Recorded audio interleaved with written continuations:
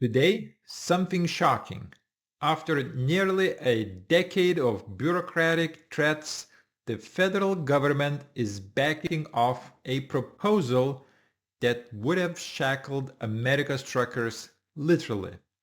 Washington just withdrew its push to force speed limiters on heavy trucks. But while they drop the leash with one hand, they offer nothing with the other. No infrastructure, no relief, no support. That is unless you live in Ohio. Because in a rare twist, one state just outperformed the entire federal apparatus by doing something radical, listening. So let's talk about speed limiters first. In 2016, the Obama administration launched a proposal to require electronic speed limiters on most commercial trucks. The idea was to cap truck speeds to 60, 65, or 68 miles per hour, depending on the version of the rule. The Biden administration revived that plan in 2022, framing it as a safety initiative because slowing trucks down would allegedly reduce crashes, improve fuel efficiency, and save lives. Except, as it turns out, none of that was actually proven.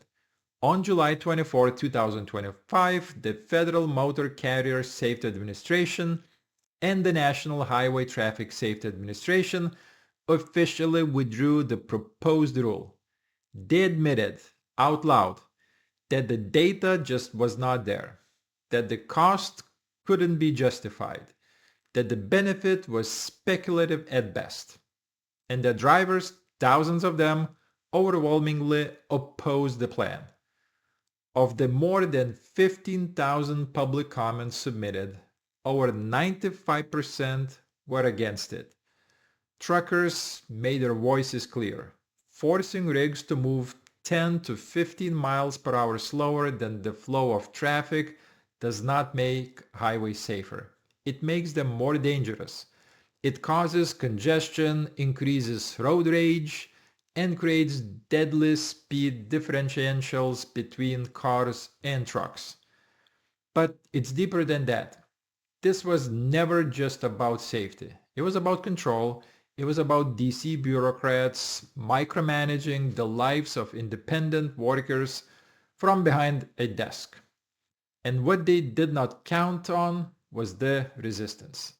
Truckers organized, they flooded comment sections, they took to forums, Reddit threads, YouTube, and it worked. The government blinked, they gave up, not because they wanted to, but because they had to. Because the data did not back it, the people did not want it, and the backlash was only growing. And yet, while Washington was busy trying to control how fast truckers could drive, they never seemed interested in solving the problems truckers actually face. Like this one. Where do people sleep? Every night in this country, truckers are forced to pull over on exit ramps, road shoulders, or sketchy parking lots, not because they want to, but because there is literally nowhere else to go. There is only one safe legal parking spot for every 11 trucks on the road. And when you factor in federal hours of service regulation that force drivers to rest at exact intervals, it's not just inconvenient, it's dangerous. It's job ending, it's fatal. And yet, almost nothing has been done about it. For years, until now, in late June, while DC was still licking its wounds, the state of Ohio did something remarkable. Governor Mike DeWine and the Ohio Department of Transportation announced a $150 million plan to build at least 1,400 new long-term truck parking spaces across 19 counties. The sites are already selected, 33 in total, and the construction will begin immediately. By the end of 2027, Ohio will lead the nation in state-owned truck parking, not federally mandated, not private lot patchwork, real, public, permanent infrastructure. This is what investment in America looks like. The move is not just a win, it's a revolution, and it's backed by cold hard numbers. Since 2015, nearly 700 crashes in Ohio have been linked to drowsy driving from truckers with no places to sleep. 345 injuries, 2 fatalities. This is not lifestyle inconvenience. It's a public safety crisis. So here's the irony. Washington wanted to make the roads safer by forcing truckers to crawl. Ohio actually made the roads safer by giving truckers a place to rest. One tried control, the other chose investment. Why is this contrast important? Because it shows us exactly how out of touch the federal government has become. They push rules with no benefit. They ignore crises with real consequences. And they punish the very people who keep this country moving. Let's call this what it is, a cultural divide. On one side, bureaucrats who treat truckers like machines, regulate them, cap them, confine them.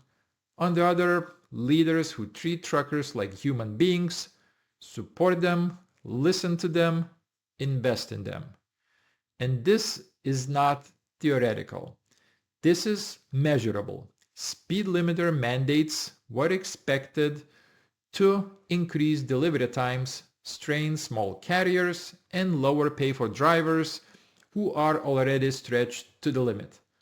Parking shortages, meanwhile, result in real crashes, real deaths, real damage. So why do politicians in Washington prioritize the fake problem over the real one? Because one lets them feel powerful and the other demands they actually do their jobs. That's the dirty secret. And here's what the media will not say. The truckers won, not just against a rule, but against the ideology behind it. The ideology that says drivers are problems to manage, not people to support. So now we have a choice. Every other state should look at Ohio and follow their lead. Every governor, every DOT, every voter should be asking, if they can do it, why can't we? And if Washington wants to get serious about safety, start here. Don't mandate how fast a trucker can drive. Start by giving them a place to sleep. Now we want to hear from you. If you're a trucker, have you ever had to park somewhere unsafe because there were no legal options left? Tell us in the comments. Your stories matter. Like this video if you believe real infrastructure matters more than fake regulation.